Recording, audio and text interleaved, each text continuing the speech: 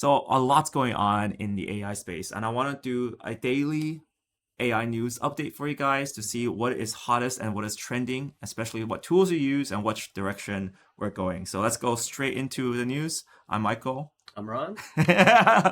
Good pairing, but let's go straight into the news. So this is actually quite scary, actually. Meta is laying off hundreds of employees. The number seems to be around 20%. That's actually not a small amount of people being laid off at Meta. A lot of this is actually due to, actually, let me just bring up the presentation really fast here. So 4,000 people cut, around 20%. Wow. I don't know. They've been on Yeah. a cutting spree for a long time. And there's two interpretations of this, I would say. You've been reading both sides. Obviously, you have a lot, it's sad to see people being gone. Yeah. And there's two reasons. One, obviously, the easiest one to point is AI. The second is the point is that they overhired. So they're just using AI as a convenient excuse. Yeah. Which one do you really think is true, Ron? And I think it's a bit of both, that's for sure.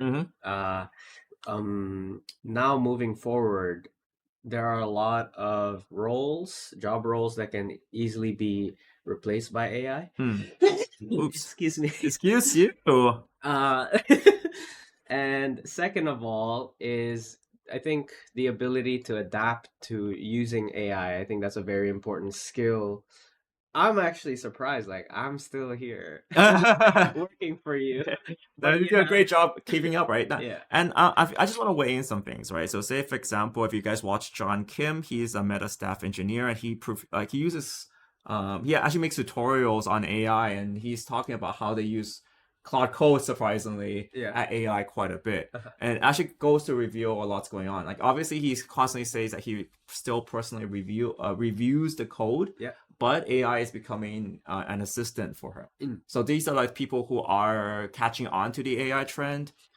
There's still a lot of debate as to whether like long term for what they call brownfield code. Basically, like, this is written a long time ago, lots of interdependencies, and we realized that AI is actually not really good when it comes to editing like old code. Yeah. But the tools are getting better, right? So I feel like the layoffs are, I think it is AI related as well, because if you think about the like large companies need to plan for something that's going to be happening in like 5 years. I've seen people, not at Meta specifically, but I had friends at Tencent that were trained. So literally, Tencent will pay for them for 6 months to be trained like on an MBA or something like that. Yeah. And you're thinking of long term, and you can see how long Tencent thinks, and the same thing applies to Meta.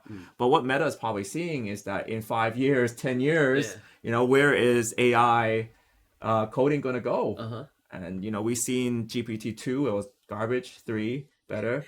4, okay. But Claude came in and, brought more to the table.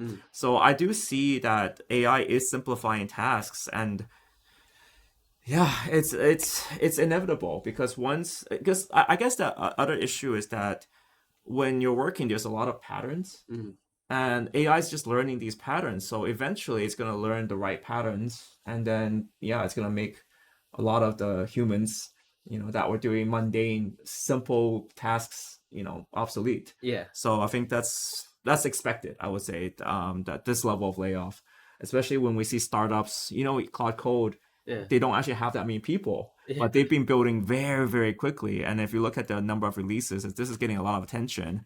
Claude Code is releasing very, very heavily. They've been releasing 20 plus features in March, right?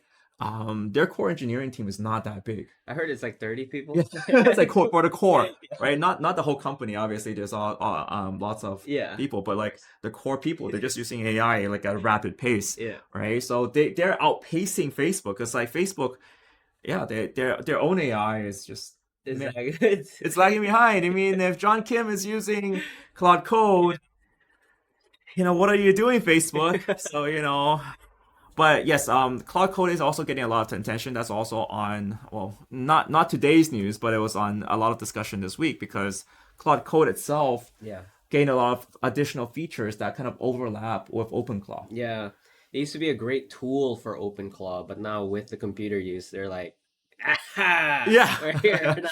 We're here now. So before, it was hard to communicate with Claude Code. You had to run it on a computer. Yeah. But now they have Telegram access, so you can see the overlap. It's like, oh, more chat functionality. It has more memory functionality. It's even storing memory in Daydream. There's like a new feature that they have. It's storing memory, very similar to how OpenClaw is storing memory. Yeah. So yeah, so Claude Code is actually getting a lot more ability, but because it's built from the ground up to be a developer tool, there aren't as many security issues. Yeah. So I think it's like I was saying this before, like OpenClaw, or if you want to take ClawBot, was designed kind of like to pair with Claude Code, but Claude Code's features are coming up. Yeah. So now a lot of people are moving over to Claude Code, and that includes us as well. Yeah. So we're actually looking. Well, not looking. We actually started migrating some skills over. Yeah. It's a big pain in the ass, But I love you, OpenClaw, but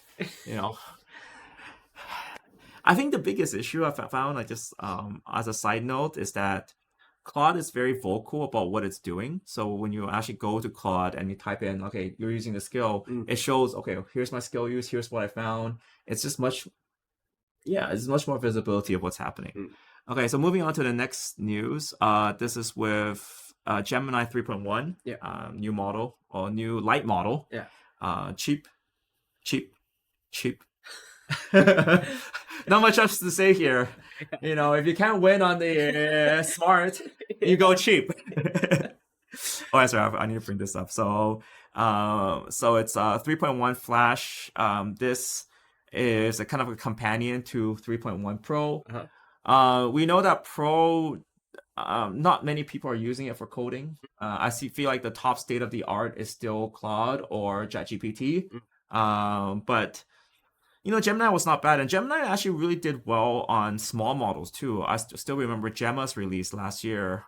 They were very on the edge when it comes to not blowing through so much compute power. So this is a lot cheaper, so 0.5 per million context tokens.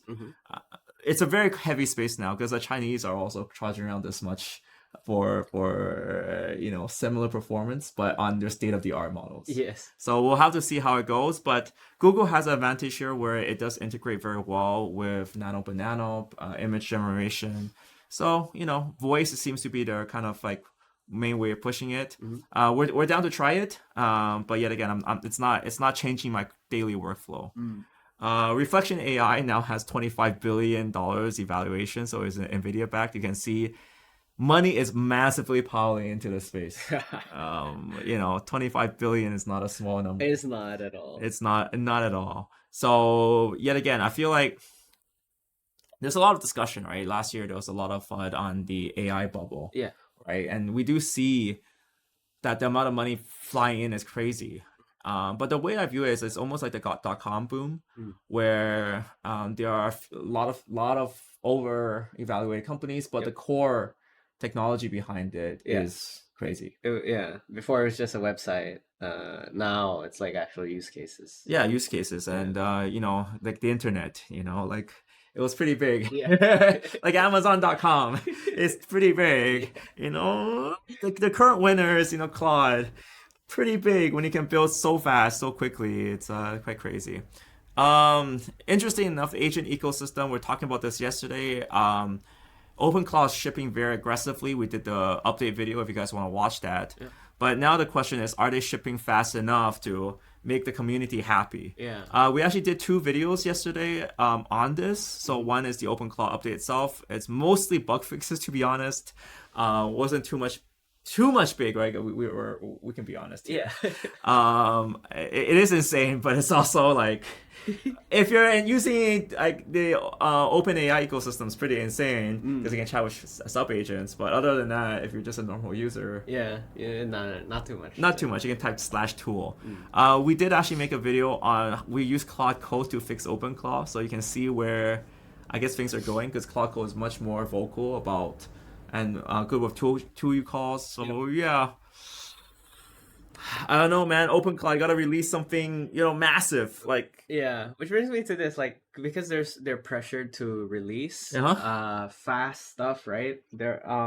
We come into this problem where the AI supply chain attacks are accelerating as AI library adoption outpaces security vetting, right? Because a couple of days ago we saw the LiteLLM malicious package attack. It was one of the widely used open source AI proxy. It got compromised, and I heard it was like 97 million keys were potentially compromised. exactly. So you guys have to be careful, and this really applies to the open source space as well. So the way open source is built up is like you have like one big project that calls upon lots of smaller projects, and those smaller projects call upon more small projects down here. Yeah. But if there's a critical bug in one of these things, it affects the entire chain up. Yeah. So a lot of people are calling attention to this and saying, like, is this the right way for us to push, open source software? The team was actually very good for LiteLLM. They found the issue within 1 hour, but within that 1 hour, everyone pulled the update. Like a lot of people, millions of people pulled the update, and that's a big security issue. So you guys need to be a little bit careful, and which is also why we run a lot of our AI on, or use a lot of these tools on a VPS, so we're not affecting our main computer, right? Because if that introduces it to one of our main computers, it's not the smartest thing in the world. So that's one. Also, CDance 2.0 is out on ByteDance. So sorry, I need to bring this up. This is actually interesting. There's a new CDance. The Chinese are going ape with all the video generation. That seems to be where China is actually beating the West. Yeah. We saw Sora go down, and Sora didn't go down because people didn't want to generate videos. Okay, Sora went down because the Chinese are just good at this. Yeah. ByteDance being the guys behind TikTok and Douyin, which is Chinese Douyin, right? That's interesting. So yeah, the Chinese are just good at that. They're not good at they're okay at catching up with the West in terms of programming, but in terms of video, I don't know. Their models are just like out of control here. Yeah.